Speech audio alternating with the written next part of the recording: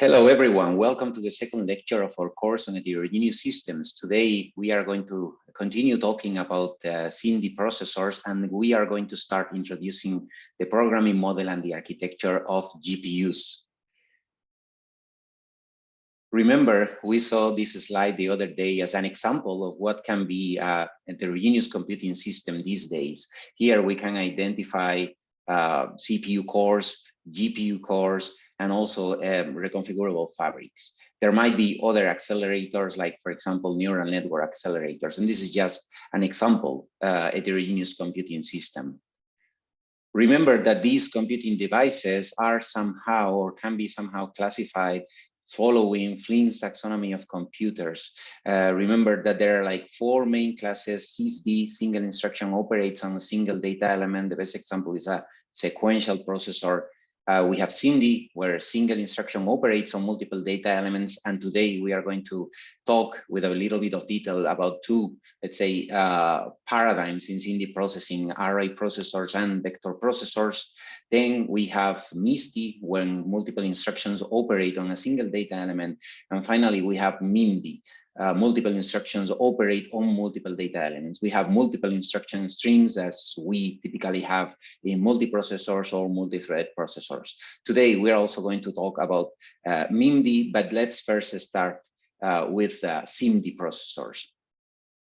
The basic idea in SIMD processing is to exploit data parallelism. In data parallelism, concurrency arises from performing the same operation on different pieces of data. That's why we call it single instruction multiple data. A good example of this computing paradigm is the way that we can execute the vector product, the dot product of two vectors, where we have multiple operations, for example, multiplications that can be executed in parallel. And after the multiplications, we can perform a reduction to obtain the result of the dot product.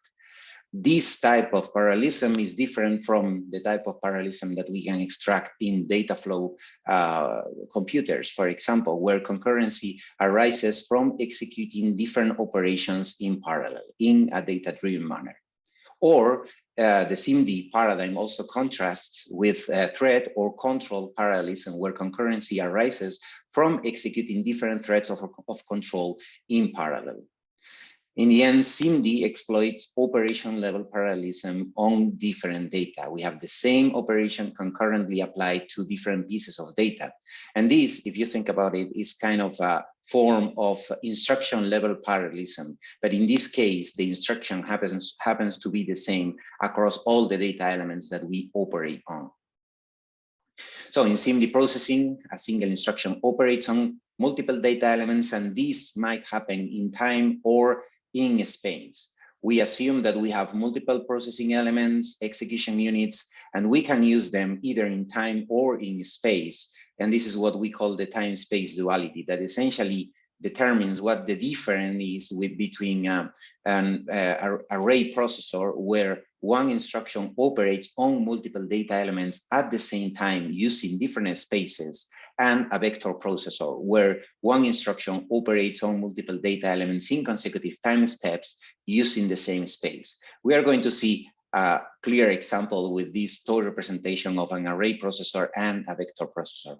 On the left-hand side, you can see our first vector program or SIMD program composed by 4 instructions: a vector load, vector add, vector multiplication, and vector store operation. Notice that, for example, here in the vector load instruction, we are accessing 4 elements from memory from an array called A. We are access 4 elements at a time and store these 4 elements in a vector register that should be as wide as needed to hold the 4 elements of the array A. Then we perform the addition, multiplication, and finally store the result back to the 4 positions of array A. How is this program executed on an array processor?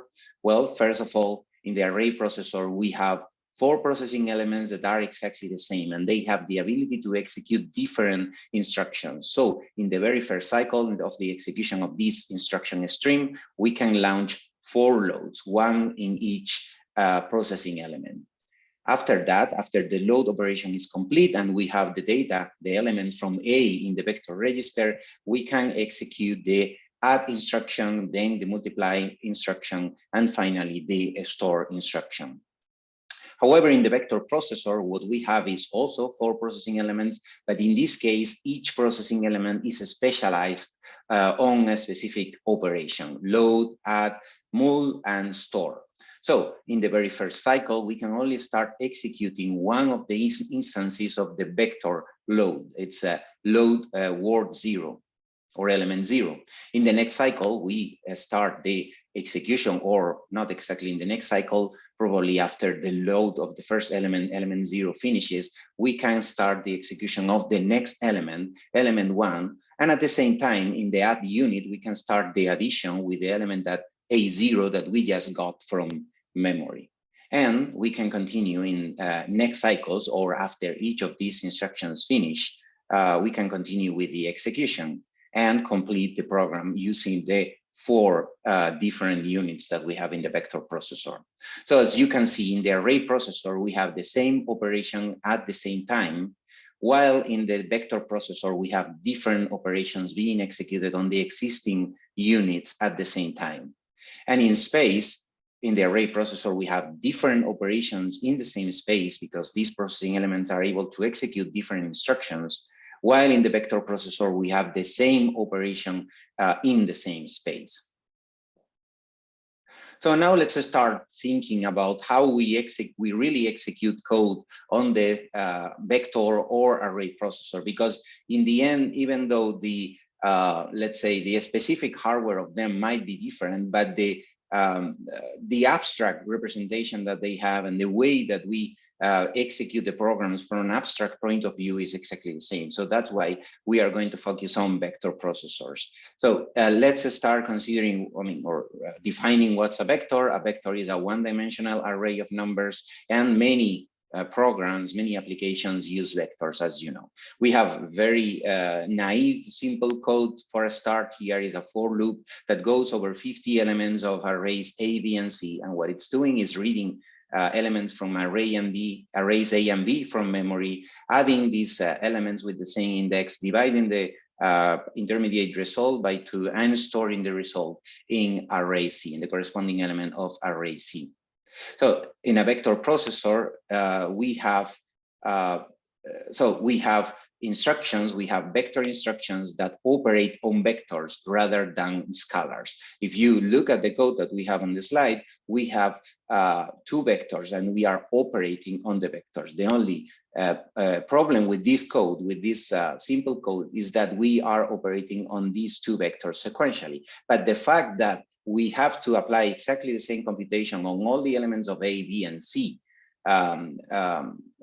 allows us to use a single instruction to execute all these operations at the same time on these 50 elements that we have in these arrays. But we need some basic requirements for vector processor.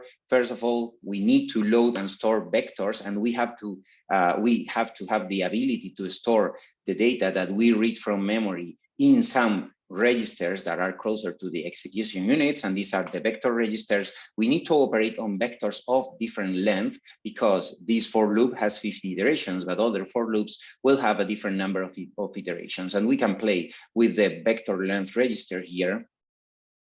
And also, we need to have a way of accessing memory. In the particular case of this code, all the accesses are consecutive. So all elements accessed from arrays A, B, and C are consecutive. So the stride between this element is just 1, but it's not going to be the case for all workloads. So that's why we need to have a vector stride register that tells us what's the distance between consecutive accesses in memory of a vector in order to calculate the addresses that we have to access in memory.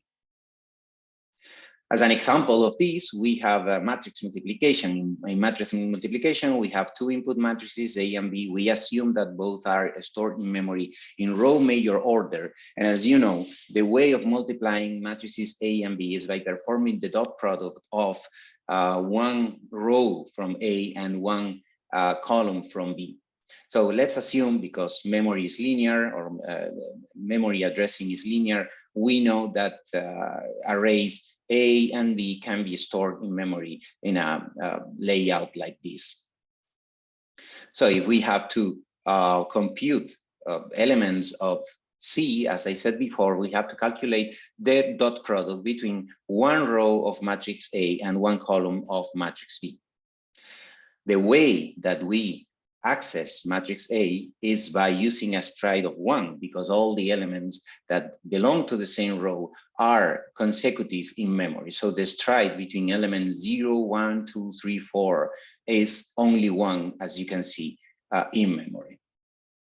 So in this case, every time that we are going to access with our load unit one of these elements in memory, we have to increment the address by 1 to access the next column, the next element in the row. So the stride here is 1. However, when we access matrix B or the columns of matrix B, notice that elements in the same column are at a certain distance in memory, as you can see in the slide. In this case, this distance is 10. So the stride is 10 in this case. We will talk again about what are the considerations to be taken into account when we are using strides. So now, in a vector instruction performs an operation on each data element in consecutive cycles. So vector functional units are pipelined. In the most basic example of a vector processor, we are going to assume that we have only one single functional unit for each instruction, as in the simplified vector processor that we saw a couple of slides ago. But these units are pipelines. So in each pipeline stage, we are operating on a different data element of the vector. The good thing is that because we are going to use vector processors typically to execute long loops, for loops, for example, as in the code as we just discussed in the previous slide, this allows us to have wide vector lengths and allow deeper pipelines.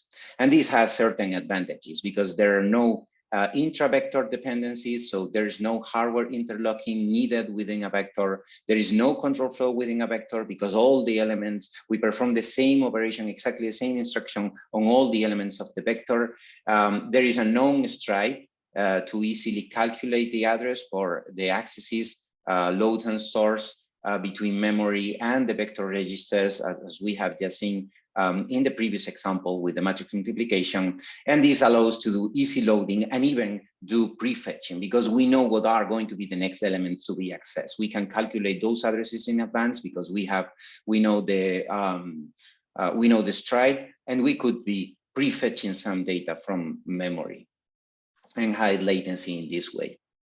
But doing all of that has the difficulty that programming is difficult. And this is something that we already discussed in the previous lecture. And also it's a motivation for this course where we are going to cover with a lot of depth how to program GPUs, which are representative SIMD processors these days, as we are going to discuss, or we are going to continue discussing in this lecture. Regarding the vector registers, we are going to assume that each vector data register can hold n bit values. So here you have at the bottom of the slides some simplified representations of vector registers. So this could be vector 0, and vector 0, as you observe, can contain n elements, and each of these elements has m bytes.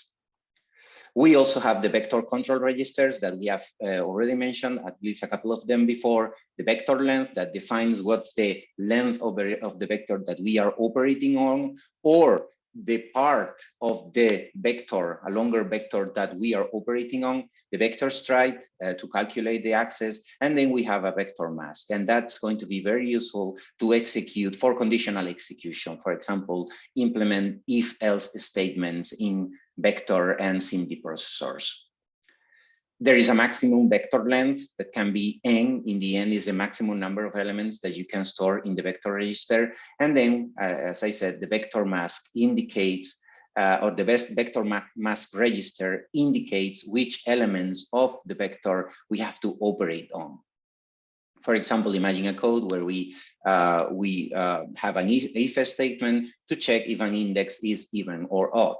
Depending on that, we are going to perform one operation or a different operation. That's the conditional execution that I meant.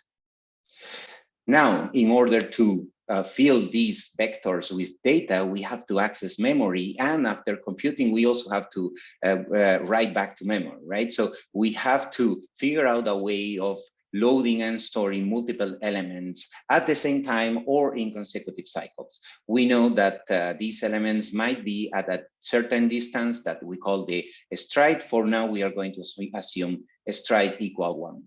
We want to access elements of the vector from memory either at the same time, if that's possible, or in consecutive cycles.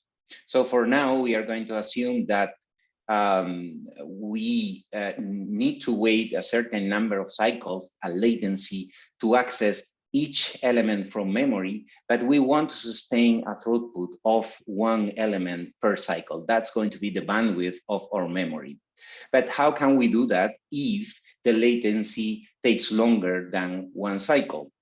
The way of doing this is creating not a monolithic memory, but a banked or interleaved memory. In a banked memory, what we normally have is the memory divided into different parts called banks. And all these different parts can be accessed simultaneously.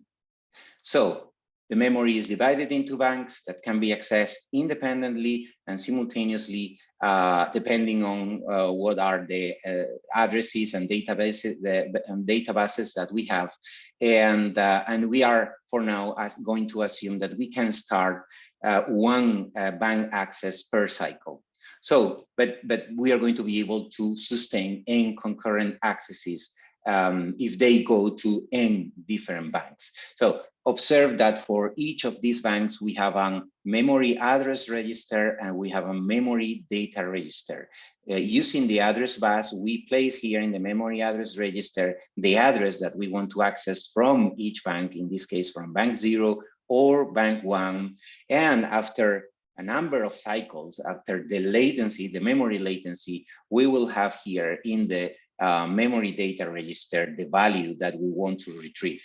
It's exactly the same, but the other way around, in the opposite direction, if we want to perform a write operation. The only point here is that from this address bus, we are able to place the address in one of these MAR in one cycle. So what that means is that we start the accesses to different banks in consecutive cycles.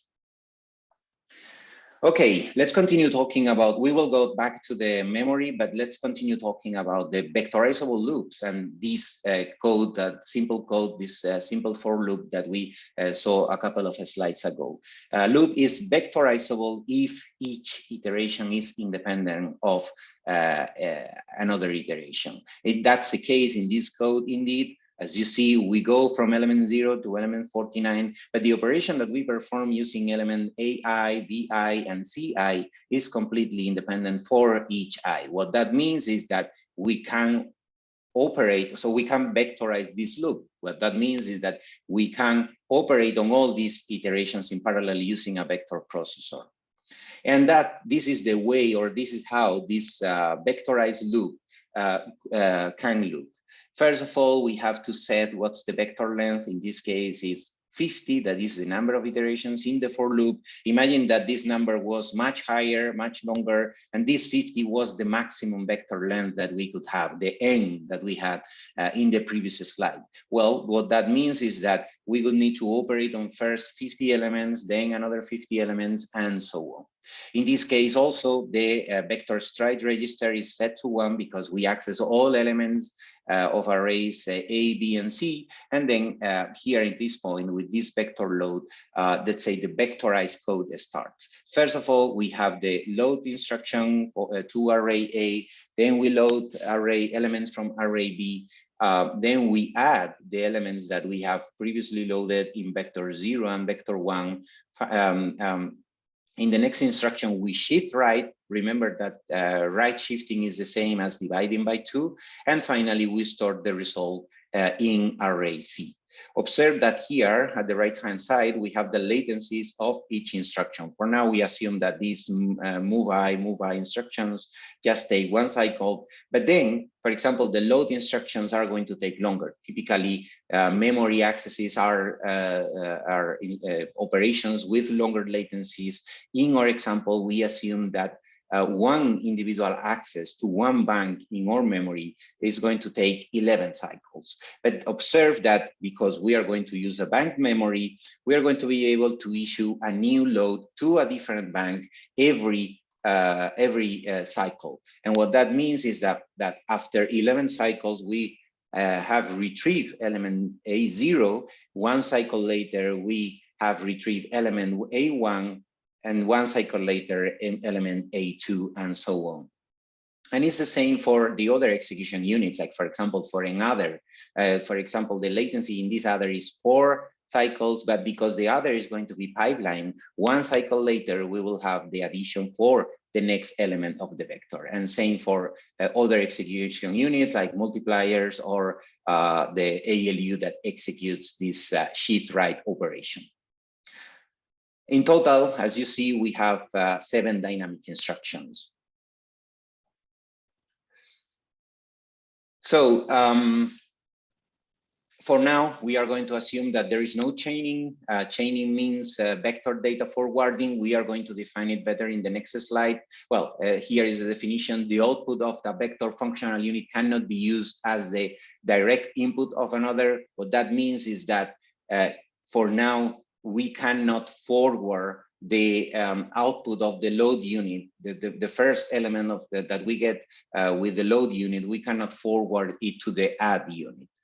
So what that means is that we cannot start the execution of the add instruction until the load instruction has finished. We are going to see it with a timeline at the bottom of this slide. So the entire vector register needs to be ready before we start a new instruction. And for now, we also assume that there is only one memory port, one address generator. What that means is that we have to wait one cycle to generate the next address to access from memory.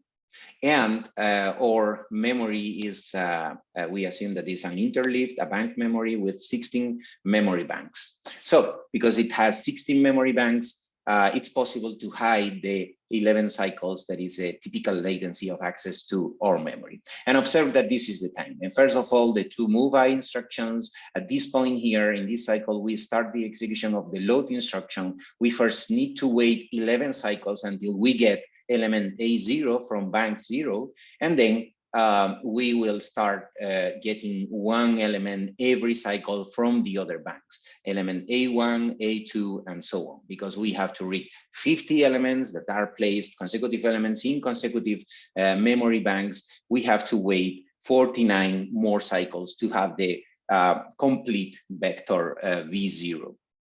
And at that point, we can start the execution of the next load instruction that is executed exactly the same. First of all, wait 11 cycles until we get element B0. After that, we will get one element of B every cycle.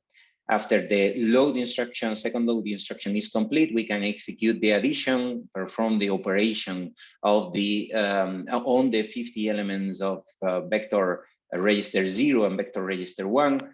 In this case, the latency of the add instruction is 4 cycles. So because this is a pipeline unit, this add unit is a pipeline unit, we have to wait 4 cycles for the first addition to complete, and then we will have the result of the successive additions in the next cycles. And here we have the shift, and finally we have the store operation. So in total, this operation on 50 elements will take 285 cycles. But we want to try to make this more efficient.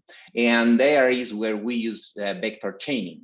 And what vector chaining essentially means is that we can forward elements or data that has been produced in a specific execution unit or functional unit and move it to another functional unit. So in the particular case of our code, we'll first have to wait for the first load instruction to complete, because we need elements from array B as well to perform the next operation in the next functional unit, that is the addition. So, and remember that we only have a single, for now, we only have a single memory port. So we first access array A, we then access array B. But as soon as we have element B0 from, so after these 11 cycles, we can start the execution of the addition in the addition functional unit, as you see here. And after this addition is completed, we have the result of adding A0 and B0. We can shift right that intermediate result,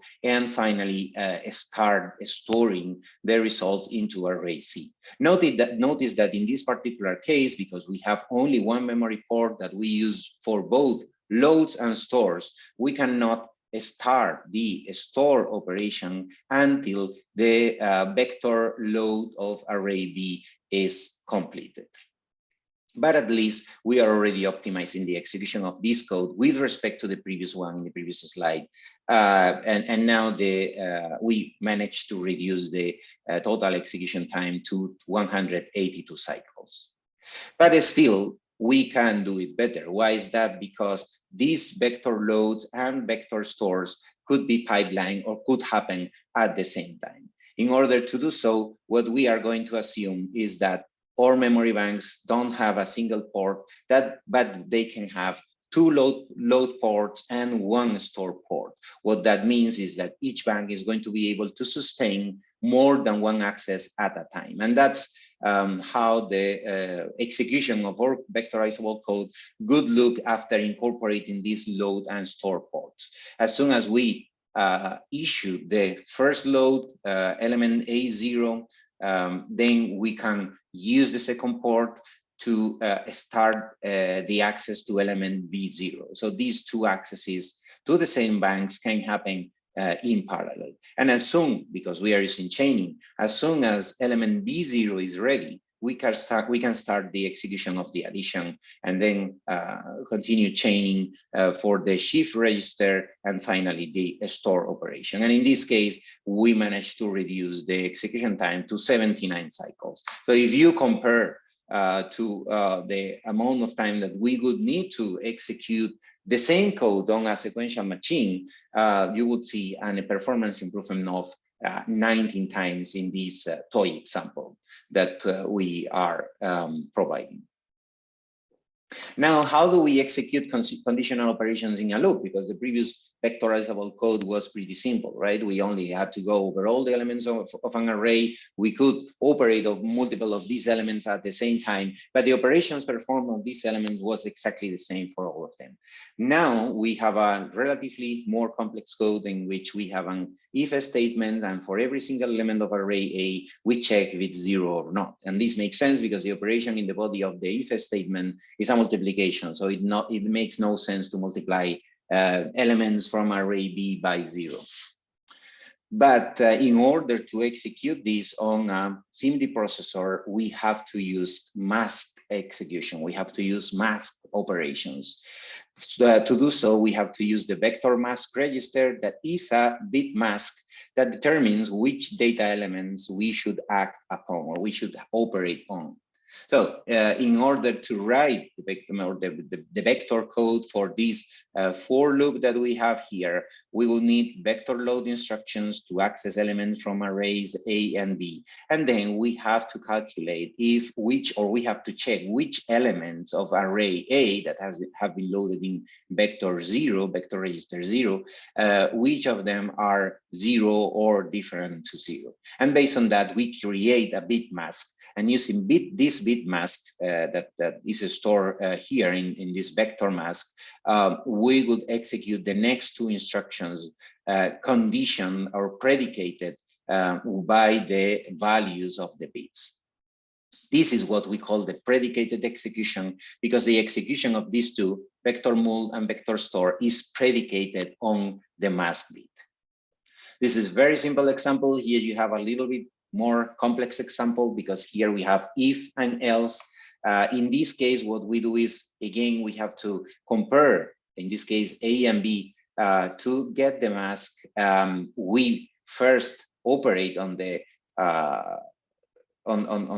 if on the body of the if statement. In this case, we store elements from A to C, and then we complement the mask, and finally we perform this second store from B to C.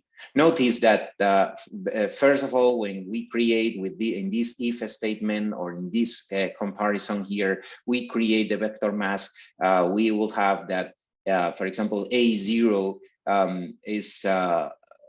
is smaller than V0. So in this case, we have the vector mask is 0. So what that means is that for element 0, we are not performing this operation. We will perform this operation, but we do that later after we complement this mask and all the zeros become 1 and all the ones become 0, in order to be, or before executing step 4.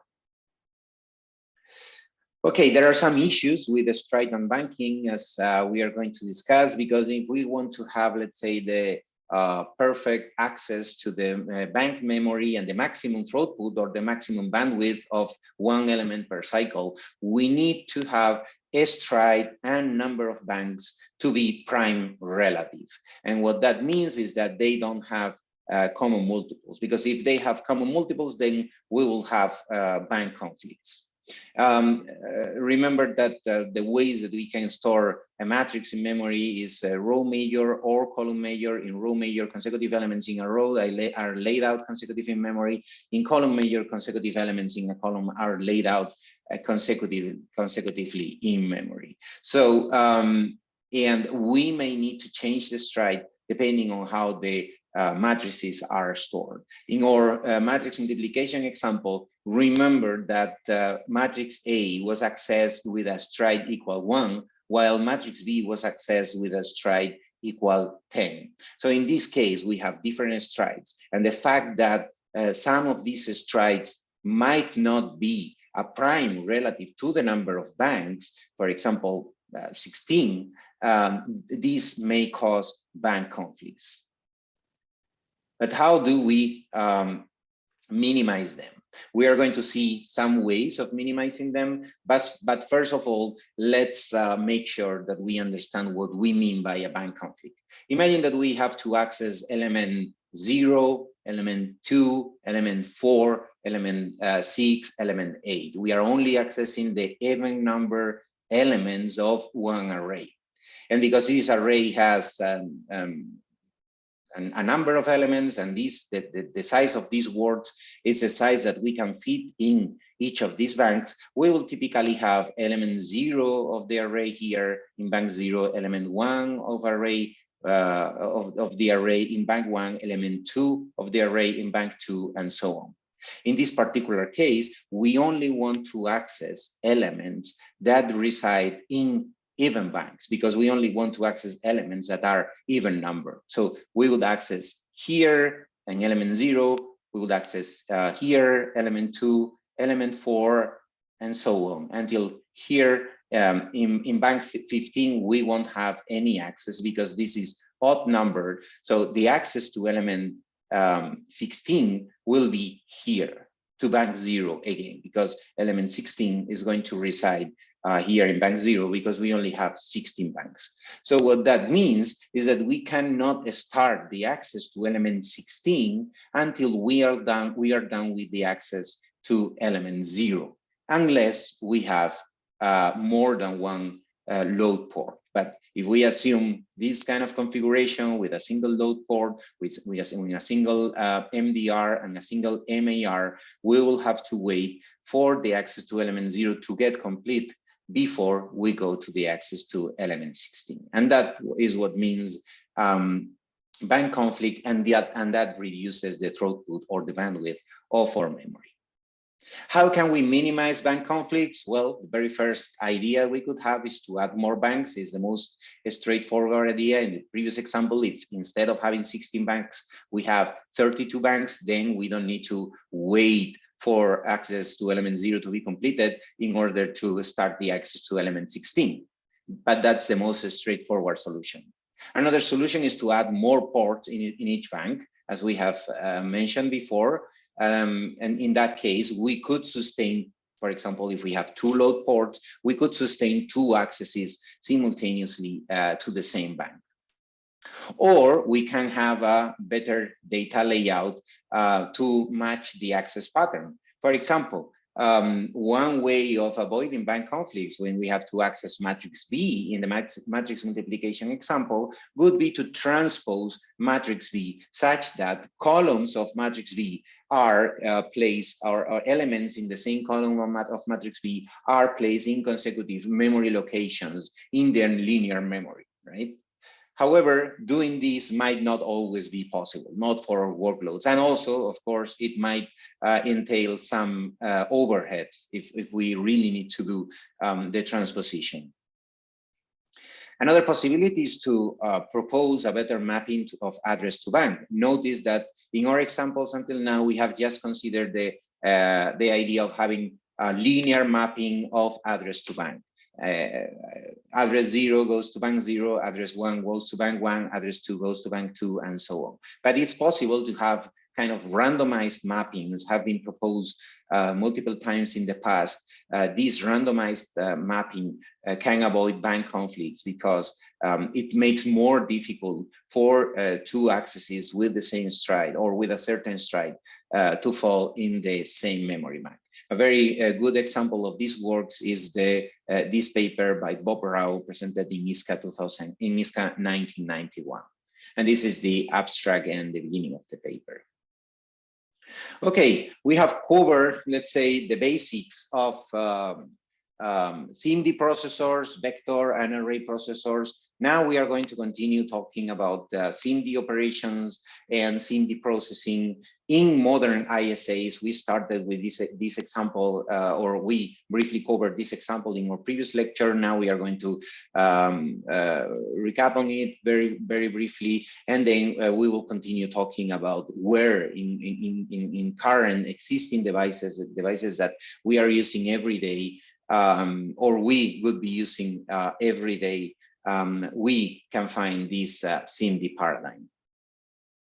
Remember the example of MMX, the multimedia extensions in the x86 architecture the other day. We covered this example where we want to replace the blue background in an image X with a blossom background and generate a new image like this one on the right-hand side. So in order to do so, first thing is to generate a mask. As we have just seen in our previous example, we use this packed compare operation in order to obtain the mask. What we essentially do is for every single pixel, every single element of image X, we compare it to the value blue to see if the pixel belongs to the background or not. And based on that, we generate this bit mask. Then in the next instructions, we use this bit mask to filter those elements either from the blossom image or from the woman's image that we want to use in the final image. And then we merge the filter pixels using this packed OR instruction. So here you have at the bottom of the slide, you have the complete code, and you can find many more details and other examples in the original paper. So more recently, or in successive years, the SIMD extensions in the x86 architecture continued evolving. The very first generation was MMX that operated on integers and had registers of 64 bits. A few years later, the streaming SIMD extensions, SSE, appeared. They already featured registers of 128 bits, so they could hold twice the number of elements, either integer or single precision floating point. In SSE2, we have already double precision floating point operations, and in the later generations of SSE, the SSE3, the supplemental SSE3, and in SSE4, we have new instructions. In particular, I would highlight the shuffle operations in SSE4 that allow you to shuffle around bytes belonging to the same vector register. And also, we will talk about these kind of shuffle instructions in GPUs in a later lecture. After the SSE generation, the advanced vector extensions extended the size of the registers to 256 bits, also on floating point, and AVX2 floating point with fuse multiply add. It's an operation that executes a multiplication and an addition in the same cycle or in a single cycle. It's very much useful for important modern workloads like machine learning workloads, and AVX 512 that further extended the length of the vectors to 512 bits.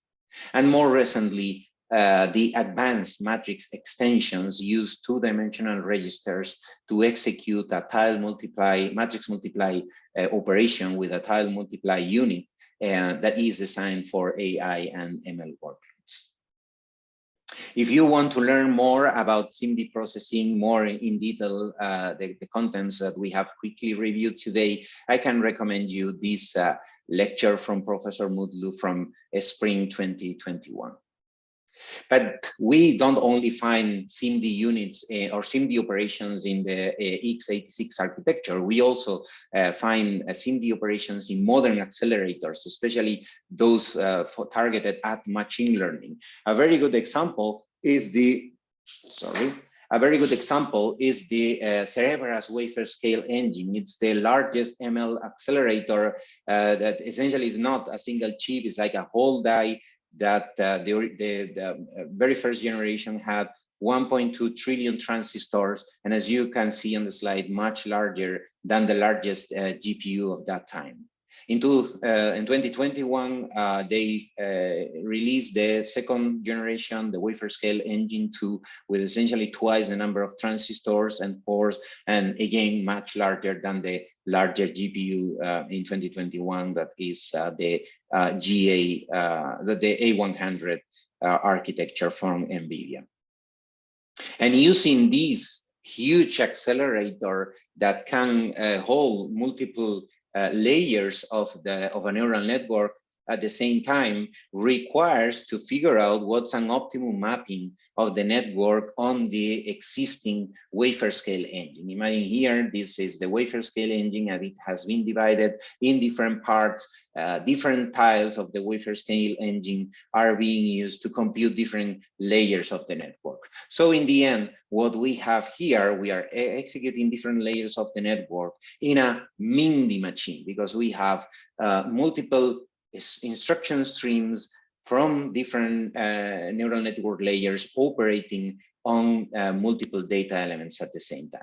So in this Cerebrus wafer scale engine, we have MIMD execution, and we also have SIMD execution. Let's see it with a little bit more detail. Notice here on the right-hand side, we have the entire wafer scale engine. It's divided into tiles, into dies. If we check inside a single die, what we find is a bunch of tiles, in this case, more than 4,500 tiles. And inside each of these tiles, we have different elements that we are going to discuss in the next slide. But observe that these different dies and these different tiles are connected with a 2D mesh interconnection fabric to move data, to make the data flow over the neural networks being executed on the wafer scale engine. So this is a MIMD machine, but if we go deeper into the tiles, what we will find is a SIMD processor, and in particular, we can identify the fuse multiply add unit that can execute, or is essentially a four-way SIMD unit that executes this AXPI operation. We perform a multiplication and then one addition. We also have these address registers in order to address the access to the local memory, a local SRAM of 48 kilobytes, as you can see. So if you want to learn more about the Cerebrus wafer scale engine, I can recommend you this Safari Live seminar delivered by Sean Lee on February 28th. Okay, so we continue talking about heterogeneous computing systems. We have refreshed what are the basic ideas of SIMD processing, vector and array processors. We have seen examples of SIMD processing in real processors like x86 processors or the Cerebrus wafer scale engine, but these are maybe not even the most popular form of SIMD processing these days. And probably one very good example are GPUs, and we are going to start talking about GPUs right now, and as you'll see also GPUs, because they are so representative of heterogeneous computing systems, or are, let's say, the most representative device and accelerator of heterogeneous computing these days. We are going to spend the next lectures on learning more about the architecture, the programming model, how to program, and how to optimize code for GPUs. But let's start talking about its architecture.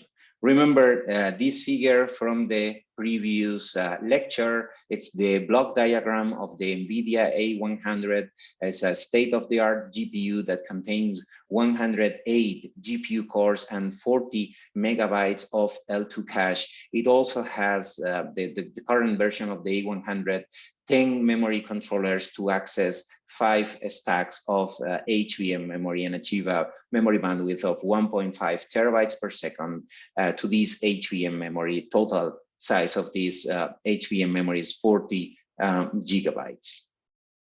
But if you see this block diagram, it clearly appears to be very complex, but in reality, it's not that different from what we have seen in the beginning of these lectures, array processors and vector processors.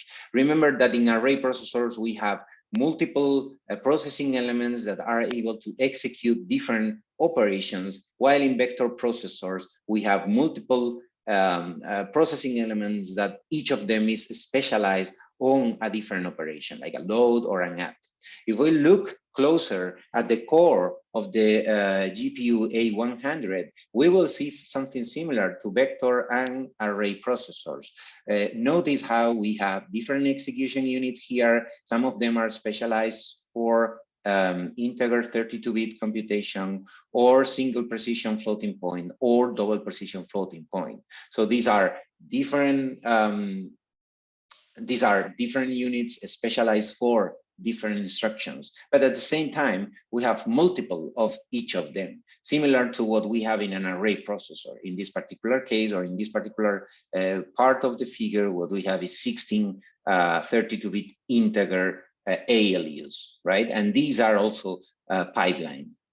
Or we also have these tensor cores here that are also a different type of execution unit, and as we will see at the end of this lecture, they are also SIMD units as well. But there is something more that resembles in this core what we have seen in the slides from the beginning of this lecture. It's that we also have bank memories in GPUs, and in particular, these shared memory that you can see here at the bottom of the A100 core is a bank memory, and we will talk about it in detail and about how to access this bank memory in a later lecture. So GPUs are SIMD engines underneath. The instruction pipeline operates like a SIMD pipeline, so it's similar to an array processor, also a vector processor. However, programming is done using thread, not instructions. In previous slides or in the beginning of the lecture, we have seen vectorized code using vector instructions. In this case, or when programming GPUs, we are not going to use SIMD instructions, we use threads. In order to understand this better, we will go back to the simple example, the parallelizable or vectorizable for loop. But before that, it's important to distinguish between what we call the programming model that refers to the software and the execution model that refers to the hardware. It's important to distinguish between these two in order to understand the way that we program different systems and in order to understand the way that the instructions execute on different devices. So the programming model refers to how the programmer expresses the code, and this can be done in a sequential way. For example, if you just write code in plain C, or in a data parallel manner, for example, if you use SIMD instructions, or in a data flow, or in a multi-threaded manner. while the execution model refers to how the hardware executes the code underneath. And this can be in an out-of-order execution, for example, an out-of-order processor, or a vector processor, or an array processor, or other types of processors. So the execution model can be very different from the programming model. For example, we can write a sequential C code using the von Neumann model, and then execute this sequential code on an out-of-order processor that will be able to extract some instruction level parallelism. We are going to see an example next. Or we can use a multi-threaded programming model, for example, SIMD, single program multiple data, and execute it on a SIMD processor. And this is actually the model that we follow in both programming model and execution model that we follow in GPUs. We are going to see how. So remember our simple code, simple for loop, where we just execute one vector addition. We are performing the element-wise addition of elements from A and B. And if we write this using sequential code, what we will do is something like this. We will first write one load instruction or one load operation, then another load operation, then one addition, and finally a store operation. And this is going to be repeated multiple times, as many as iterations has the for loop. So we can execute this on a sequential machine because it's a sequential code, but it's also possible to extract some instruction level parallelism. And we can extract this instruction level parallelism because the iterations are independent, as we will see. And because even within each iteration, there are operations that are independent. For example, these two loads are independent and could be executed eventually in parallel. So let's take a look at how we could execute this code on different execution models. For a programming model, the most naive programming model, sequential, these can be executed on a pipeline processor. In the pipeline processor, like a MIPS processor, what we have is a pipeline. In every single cycle, we issue one new instruction. So first of all, we would issue this load, then this other load, and then whenever possible, this add. Probably we'll have to stall the pipeline for a while if we don't have a data forwarding unit. But in the end, we will execute here instruction by instruction in order. Or we can execute this on an out-of-order execution processor, like an Intel CPU. And our out-of-order execution processor is going to be able to execute those instructions that are independent of each other. For example, these two loads. So multiple iterations can run in parallel as well because they are independent in this out-of-order processor. So in some sense, the loop is being dynamically enrolled by the hardware. And also, we could execute this code on a superscalar or a very long instruction word processor. Why is that? Because in the end, there is also instruction level parallelism that we can extract from the code, and we could execute multiple instructions per cycle, right? Again, here, these two loads are independent, or this add is independent of this add. So we can take advantage in a superscalar or a VLIW processor. Now, we can also execute these, or we can also write the code in a data parallel fashion using a SIMD programming model, but we can also execute this in parallel, right? So the realization here is that these each iteration in the for loop is independent. So this iteration 1 can be executed at the same time as this iteration 2, and so on. Now, the idea is to have the programmer or the compiler generating SIMD instructions to execute the same instructions from all iterations across different data. So we can create a SIMD instruction, for example, with these all these loads, remember, from array A. So this would be a vector instruction, and in our vectorized code, we would write something like this. And then we have another another load that we can vectorize. So this would be the next vector instruction of our vectorized code. And then we have the addition, and then we have the store operation. So these can be for sure executed on a SIMD processor, a vector, or array processor, as we have seen before. But the point here is that we can also write the code in a different way. We can use multiple threads instead of using SIMD instructions. Again, the realization is that each iteration is independent, so we can assign each of these iterations to different threads. So now instead of creating or writing a code where we use vector instructions or SIMD instructions, we are going to use scalar instructions. We are going to use individual threads to operate on the different iterations. And this could be executed on a MIMD machine, for example, a multi-core CPU or a multi-thread CPU. This particular model is called single program multiple data, but this could also be executed on a SIMD machine. Why is that? Because we can, as we will see, we can convert these threads that are let's say, programmed independently. We could turn them into SIMD instructions, because in the end, the way that we are creating the parallelism in our code matches to the same thing. So this could be executed on a SIMD machine, and actually, if executed on a SIMD machine, we call it single instruction multiple thread, and this is the model that GPUs follow. So a GPU is a SIMD or a SIMD machine.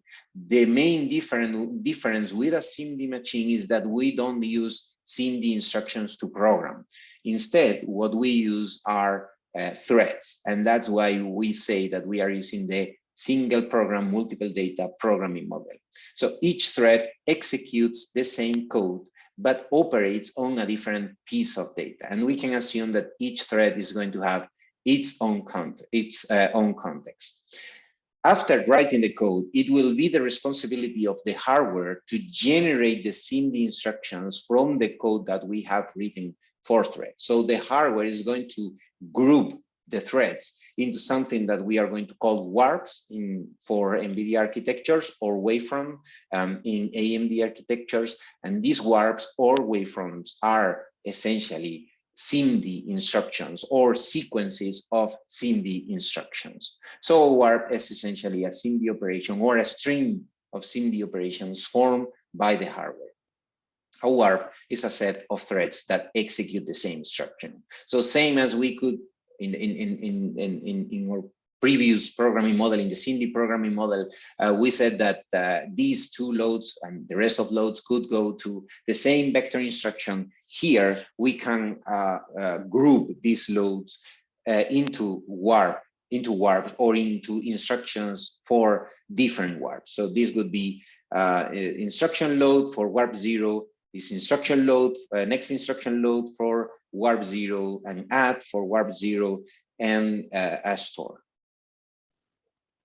So graphics processing units are SIMD processors not exposed to the program. That's why we call them SIMD. Main differences, to summarize, as in SIMD, we have a single sequential instruction stream of SIMD instructions, and we use vector instructions and vector registers and a vector length register and a vector mask register, while in SIMD we have multiple instruction streams of scalar instructions. We have multiple threads, and the hardware groups the threads into warps. So from the software perspective, we have a number of threads, and we have scalar instructions like loads, adds, stores, and so on. SIMD has two major advantages over SIMD. First of all, that each thread can be treated separately, and this gives us the possibility of writing code as if we were writing code for a MIMD machine, for a multi-core CPU. And also, it's possible to group the threads into warps in a flexible manner, and in order to maximize the benefits of SIMD processing. So let's first talk about the first advantage. Remember that what the hardware is going to do is taking the code written for threads and generating warps. And how are these warps going to be executed on the hardware? They are going to be executed in a multi-thread manner. So what that means is that warps are going to be, or the execution of warps is going to be interleaved onto the pipeline of the execution units. We are going to assume that a warp consists of 32 threads because that's the typical number in NVIDIA architectures, and the wavefronts in AMD architectures typically have 64 threads. So if our warp size is 32, and if we have, let's say, 32,000 iterations, we will, and we assign 1 iteration per thread, we will need 1,000 warps. And now these warps, or the instruction streams of these warps, are going to be executed on the same pipeline in an interleaved manner. And this is what we call the fine-grained multi-threading of threads. So in the, let's say, initial cycle, we can start, for example, this instruction for warp 0, and then this instruction for warp 1, and then this instruction for warp 20, because the previous 2 instructions for warp 20 have already been executed, and so on. Very briefly, remind you what is fine-grained multithreading. Essentially, fine-grained multithreading is a technique that consists of having multiple hardware contexts in CPUs. Each of these hardware contexts corresponds to one individual thread or hardware thread of the CPU. In GPUs, when we talk about hardware context, we mean the hardware context of one warp, because all threads that belong to the same warp use the same program counter. So by thread context or by warp context, we refer to the program counter of this warp and the registers assigned to this warp, including mask registers. So the key idea in fine-grained multithreading is that we have these multiple hardware contexts, and every cycle we fetch instructions from a different thread. And the advantage of doing that is that we don't need to worry about handling control and data dependencies within a thread. We don't need to stall the pipeline until one particular instruction of the same thread has been completed, because after issuing one instruction from one thread, we start fetching and issuing instructions from other threads. So this way we hide all the dependencies, and we can also hide the latency of long latency operations, like, for example, memory accesses. So we switch to another thread every cycle such that no 2 instructions from a thread are in the pipeline concurrently. So as I said before, this allows us to tolerate long latencies due to, for example, control or data dependence, or long latency operations like memory accesses. If you want to recap and learn more about fine-grained multithreading, I can recommend you this lecture from Professor Mugdu, or these other lectures from previous editions of the course.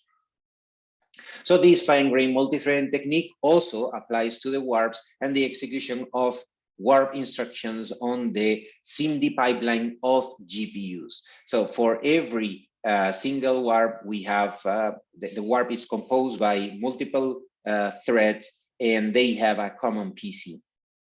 So here you have another view of the GPU. This would be this shader core, would be what we normally call a GPU core. It's also called a streaming multiprocessor in NVIDIA terminology. And if you look inside this shader core, what we find is multiple of these hardware contexts with PC, with mask for the different warps. And then we have here an instruction cache, a decode stage, and then we have the execution unit that is composed by multiple scalar pipelines where we execute the instructions for the different elements being operated by the different threads that belong to the warps.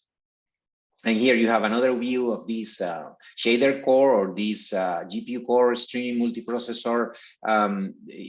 We can see in this part of the slide how we have different warps or different instructions from different warps ready for the execution. At some point, for example, here at this point, we are issuing one instruction from warp 7 into the SIMD pipeline. Here you can easily recognize the fetch stage, decode, access to the register file, access or execution in the ALUs, and eventually access to the cache or the shared memory that is also on chip inside the GPU core. Eventually, either the shared memory or the cache will miss, so we have to go to the lower levels of the memory hierarchy, L2 or the global, the memory, the external off-chip DRAM. So while we are performing these operations, it's possible to continue the execution in this pipeline of instructions from other warps, and this way tolerate these long latency operations. And here you can see a more simplified example of how to execute, for example, an addition for a 32-thread warp. If we have a single execution unit, a single scalar unit, we would need to pipeline the execution of the addition for the 32 threads. So, for example, here in this cycle here of the pipeline, we are finishing the computation of addition A0 plus B0, and here we have addition A1 plus B1, and here the next element, and so on. And every single cycle we start the addition for 2 more elements coming from A or B. And this is the case where we have a single functional unit.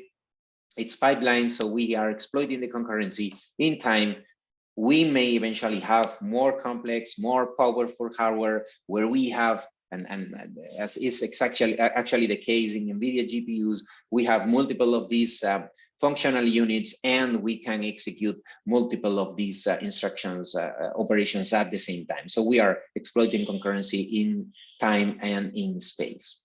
And if we look at the structure of these functional units, we are going to have several of these execution units forming a SIMD functional unit that execute all of these ALUs here, the same instruction. And we can have also other units for other operations. And we will also have a certain number of registers that are assigned to the threads that run, that execute in these execution units here. So all these execution units that have access to the same registers and the registers themselves assigned to each thread is what we call a lane. And here we have another example. In this particular case, we assume that we have 32 threads per warp, but we only have 8 lanes. And what that means is that every single cycle, we can start the execution of an instruction, for example, a load instruction in the load unit for 8 of the threads of the 32 threads. And in the next cycle, we will start the execution of the next 8 threads, and so on. And after 4 cycles, we would have issued the whole load for the 32 threads of the warp. And we can do the same in a multiply unit or in an add unit, and then for later instructions coming from different warps. But now the point is, if I'm going to program these warps by using threads, and I'm going to have a single program, because I'm using the single program multiple data programming model, how should I refer to the data elements that we have to access from memory and we have to operate on? And to do so, what we do is using the thread ID. Here, well, you have a nice figure here showing how we assign threads from 0 to 15 to data elements in one array, this green array here, such that when we divide the computation or group the threads into warps, we have the threads in the different warps operating on the corresponding element. But how do we express this in code? Yeah, as I said, we have to use the thread ID. So in our CPU code, we'll have only a single for loop like this and sequential execution of these instructions or these iterations here, while in the CUDA code, by the way, the name of the CUDA functions is kernel, and it's typically identified by this global qualifier, as we are going to see in the next lecture. If you look at the body of this kernel, the first thing that we see is the thread index that identifies the specific thread that we are writing this code for. And the value of this thread index is going to go from 0 to the maximum number of threads that we are using in our program -1, as you can imagine. And after that, we perform the accesses to the arrays in memory and the operations, and final store back to memory again using the thread ID. So how are we going to execute these kernels on the GPU? Is this the only thing that we are going to have in our programs? I don't think so, because all codes will continue having some parts that are sequential or modestly parallel. I mean, all say complete applications, but we will execute those parts of the computation that are massively parallel on the GPU. And the way of writing our code is going to be using blocks of threads. It's not just like writing the code for a thread and then assuming that we are going to launch thousands or millions of threads, but also that we can group the threads into some software construct that we call block, and later these blocks are going to be assigned to the GPU cores and executed forming warps, as we will see. But the typical structure of a program is going to be CPU threads executing serial or modestly parallel code. At some point, we will launch the execution of the kernel on the GPU. As I just said, we are going to define a number of thread blocks or blocks of threads and a number of threads per block. So the, let's say, arrangement of threads is going to look like this, as you see in the slide. At some point, the kernel will terminate, and then we continue the execution on the host CPU, and then we again launch a new kernel, in this case, kernel B. We will get more familiar with the syntax of the kernel launch in the next lecture.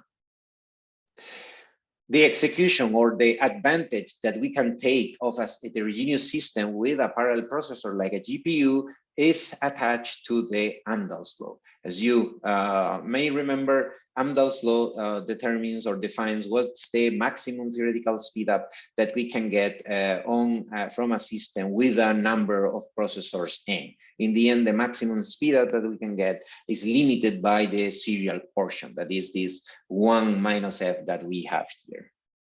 And that's also something to take into account when we are executing heterogeneous programs on heterogeneous systems with, in this case, CPUs and GPUs. And continuing with the execution of threads on the GPU hardware, I was just saying that when we write our program, we organize our threads in thread blocks or blocks of threads. When these blocks go to the hardware and have to be executed on the GPU core on the streaming multiprocessor, here we have an example, the streaming multiprocessors from the old NVIDIA Fermi architecture. These blocks are assigned complete blocks to the cores, and inside the cores, these blocks are decomposed into warps of 32 threads.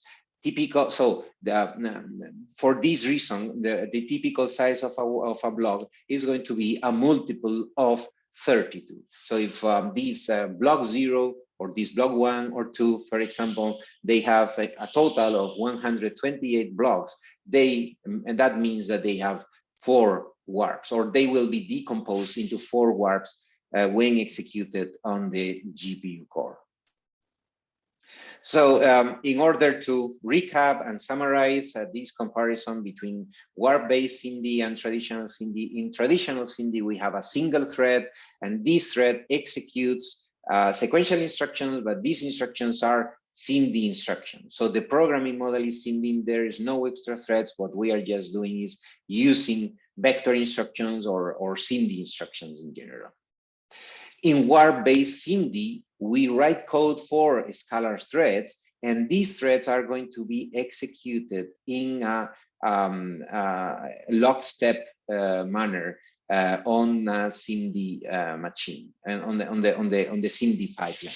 Because in the end, what the hardware is doing is grouping the threads into warps, and these warps behave, or the instructions for these warps behave as SIMD instructions. The good thing is by using the single program multiple data programming model, we can treat each thread individually, and this allows us or gives us the opportunity of having threads diverging and not necessarily going all of them over the same path.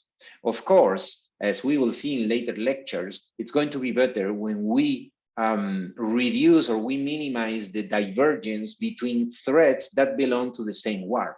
Why is that? Because the hardware will be better used and the execution will be more productive. We will achieve higher throughput, computing throughput, when we take advantage of the whole warp and use all available execution units. But if it's needed, and because we are using a scalar ASA, it's possible to make threads diverge. And in order to support that, the SIMD hardware has vector masks, as we know.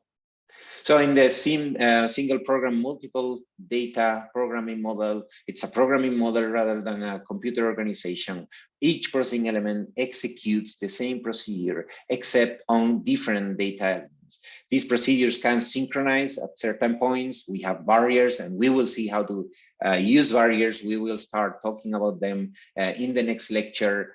But essentially, we have multiple instruction streams executing the same program. Each program or each thread or each procedure, I prefer to call it thread, works on a different data and can execute different control paths, as I mentioned before.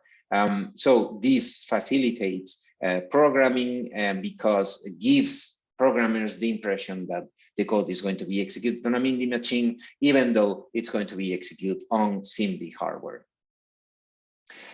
Remember as well that we talk about the possibility of grouping warps flexibly, and this relates to the way that conditional control flow instructions are being executed. For example, we can have different paths for different threads, like this thread 1, 2, 3, and 4. So they can diverge, even though they may, or they have to, or they may belong to the same warp, and they have a common PC. How are we going to execute this? How are we going to solve the control flow problem on a GPU? How we handle this branch divergence? We simply have in each path of a branch those threads that have to execute that path of the branch. And here you see like different, like one warp going over different instructions. At some point, path A, only half of the threads are active, and then in part B, only part of the threads are active, and then at some point they will reconverge. But in this part where we have branch divergence, we can use the conditional or predicated or mask execution and the the vector mask registers. Okay, so we have more or less given an introduction of the architecture of SIMD processors and GPUs. We have seen in the very few years, let's say 12, 15 years, how the GPUs have evolved at a very fast pace, and essentially the number of functional units and the number of the throughput in gigaflops has increased by an order of magnitude since the G80, also called Tesla architecture, back from 2006, 2007. Even this GTX 285 from 2009 also belongs to that G80 architecture. After that, we had successive architectures: Fermi, Maxwell, Pascal, Volta, Turing, and the most recent Ampere. And you see somehow the evolution of these GPUs over the years in this plot.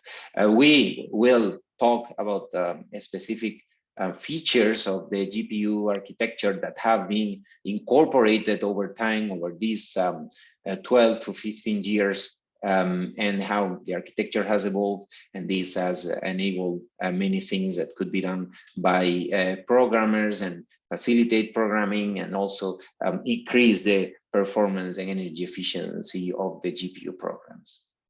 At the end of the course, hopefully you will understand very well the architecture of this NVIDIA A100 GPU, and also how to program and optimize code for it.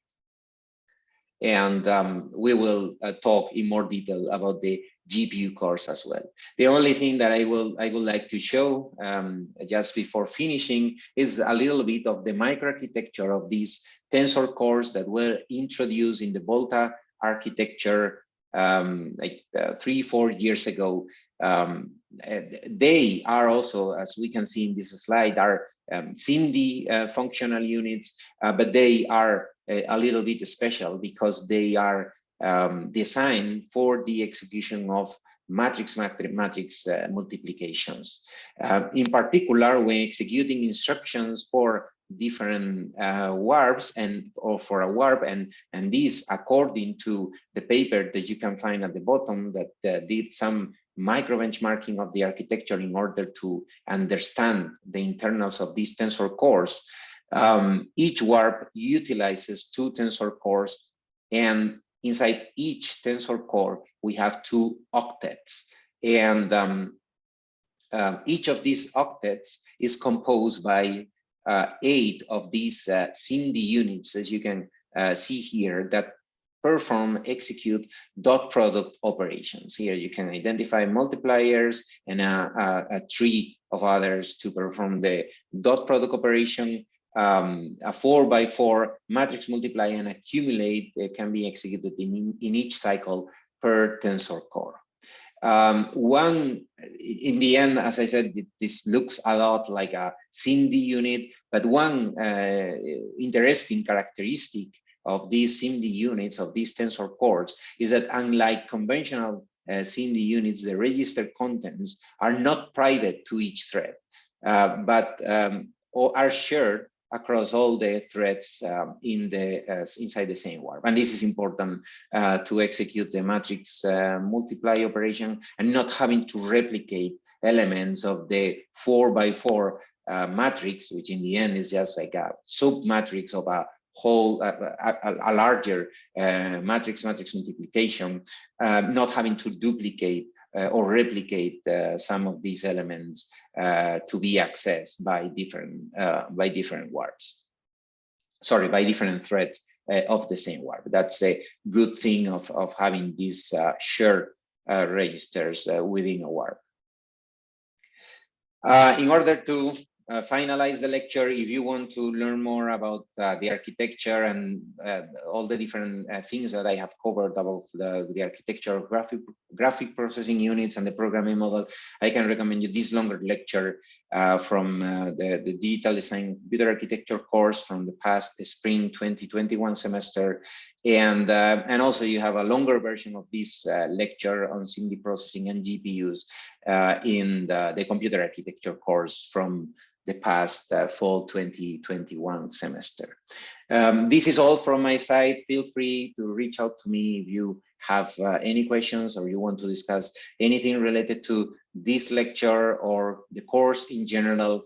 The only last thing that you can find as a backup slide in this presentation is this final slide with some clarification about some GPU terms in the generic terminology, NVIDIA terminology, and AMD terminology that I think can be useful to clarify a little bit more at this lecture. Thank you very much for your attention, and see you next Tuesday in our next lecture of our Heterogeneous Systems course.